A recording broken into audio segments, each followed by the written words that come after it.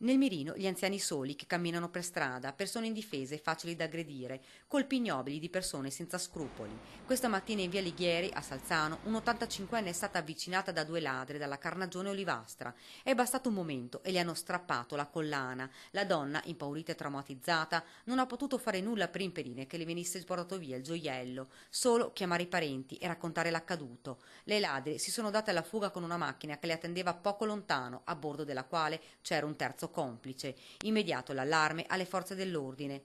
Ma ora c'è davvero preoccupazione. Questa non è la prima rapina, ma si tratta del settimo colpo tra quelli riusciti e tentati in poco più di un mese. Le zone dove sono avvenute le aggressioni sono nel Portogruarese, Milanese e la Riviera. Solo in un caso, a Torre di Mosto, un anziano riuscì a resistere all'aggressione e a strappare addirittura una ciocca di capelli alla ladra.